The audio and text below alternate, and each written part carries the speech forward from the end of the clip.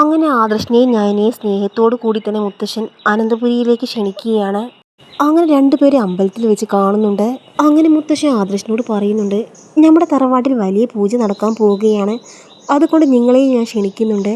അത് കേട്ട് ആദർശം പറയുന്നുണ്ട്, എനിക്കിത് വിശ്വസിക്കാൻ പറ്റുന്നില്ല, എൻ്റെ മുത്തശ്ശൻ തന്നെയാണ് ഇത് പറയുന്നത്.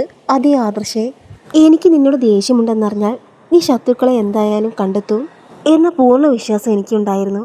അതുകൊണ്ട് ഞാനൊരു നാടകം കളിച്ചതാണ് എന്ന് പറയുന്നുണ്ട് മുത്തശ്ശൻ. അതുമാത്രമല്ല, അനിയുടെയും അവന്തികയുടെയും എൻഗേജ്മെൻറ്റ് നടത്താൻ തീരുമാനിച്ചിട്ടുണ്ട്. അതിൽ നിങ്ങൾ അനന്തപുരിയിലേക്ക് വന്നിട്ട് വേണം നടത്താൻ എന്നൊക്കെ മുത്തശ്ശൻ പറയുകയാണ്. മുത്തശ്ശനും ആദർശനും ഞാനേയും സംസാരിക്കുന്നത് അനി കാണുന്നുണ്ട്. മുത്തശ്ശൻ വെറുതെ അഭിനയിച്ചതാണ്.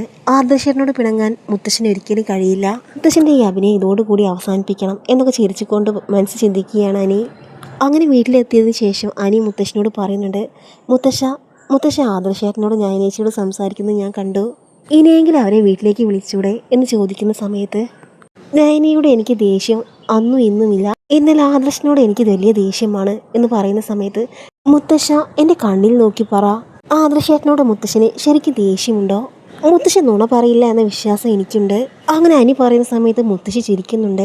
മുത്തശ്ശി ചിരിച്ചു, എനിക്കെല്ലാം മനസ്സിലായി മുത്തശ്ശ, ഇനിയെങ്കിലും സത്യം പറഞ്ഞൂടെ എന്ന് അനി ചോദിക്കുന്ന സമയത്ത്, നിനക്ക് എന്തു മനസ്സിലായി എന്നാ പറയുന്നത് എന്ന് മുത്തശ്ശൻ ചോദിക്കുന്ന സമയത്ത്, ശത്രുക്കളെ പിടിക്കാൻ വേണ്ടി മുത്തശ്ശൻ ആദർശനെ മനഃപൂർവ്വം മാറ്റി നിർത്തുകയാണ്, അതല്ലേ സത്യം എന്ന് ചോദിക്കുന്ന സമയത്ത് മുത്തശ്ശി സമ്മതിക്കുകയാണ്.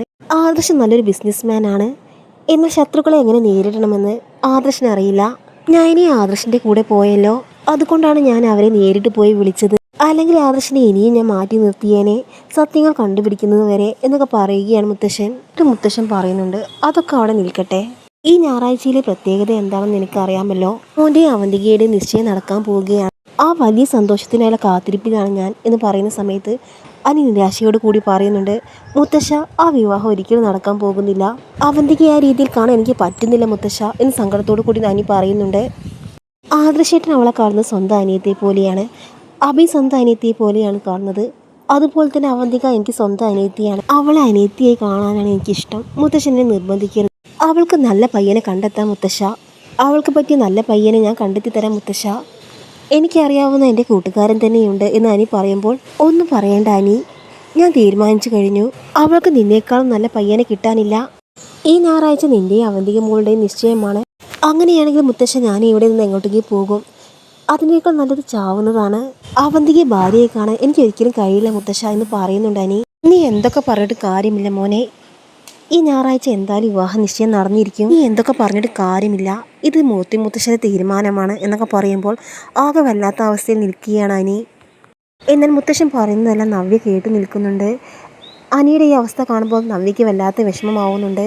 അങ്ങനെ നവ്യ ചിന്തിക്കുകയാണ്, പാവ അനി, അവൻ്റെ മാനസികാവസ്ഥ. അങ്ങനെ നവ്യ ചിന്തിക്കുന്നുണ്ട്, എനിക്കിഷ്ടമില്ലാത്ത ഈ വിവാഹം ഒരിക്കലും നടക്കാൻ പാടില്ല, മാത്രമല്ല അവന്തിക അത്ര നല്ല ആളായിട്ട് തോന്നുന്നുമില്ല, എങ്ങനെയെങ്കിലും ഈ നിശ്ചയം മുടക്കണമെന്ന് തീരുമാനിക്കുന്നുണ്ട് നവ്യ. അനന്തപുരിയെ നശിപ്പിക്കാൻ വേണ്ടി ഇറങ്ങിയതാണ് അവന്തികയും അഭിയും അവളുടെ അച്ഛനും. അവന്തികയും അനിയും തമ്മിൽ വിവാഹം ഒരിക്കലും നടക്കാൻ പാടില്ല. അങ്ങനെ അനി നന്ദുവിനെ വിളിക്കുന്നുണ്ട്. അനി നന്ദു ആകെ വിഷമത്തിലാണ്. നന്ദു, നീ എന്തെങ്കിലും തീരുമാനമെടുക്കണം, അടുത്ത ദിവസം അവന്തികയുമായി വിവാഹ നിശ്ചയം നടക്കാൻ പോവുകയാണ്, ഇത് നടക്കാൻ പാടില്ല, ഇനി അവന്തികയുമായി വിവാഹം നടന്നാൽ പിന്നെ ഞാൻ ജീവിച്ചിരിക്കില്ല എന്ന് സങ്കടത്തോടു കൂടി അനി പറയുന്നുണ്ട്. ആദ്യമായിട്ട് നന്ദു പറയുന്നുണ്ട്, നമ്മൾ തമ്മിലുള്ള വിവാഹം ആർക്കും സമ്മതമില്ല, ആദർശം നയനേച്ചി വരെ എതിർത്ത് നിൽക്കുകയാണ്.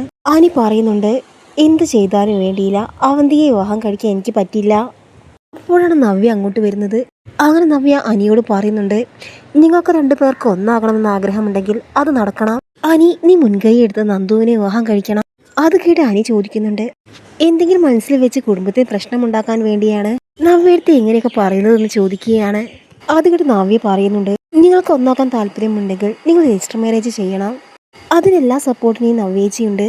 നന്ദു, നിനക്ക് അനിയെ ഇഷ്ടമാണെന്ന് എനിക്കറിയാം, ഇനി കാത്തിരുന്നാൽ നിങ്ങളുടെ ജീവിതമാണ് ഇല്ലാതാകുന്നത്. അങ്ങനെ നന്ദു അനിയെ സമ്മതിക്കുകയാണ്.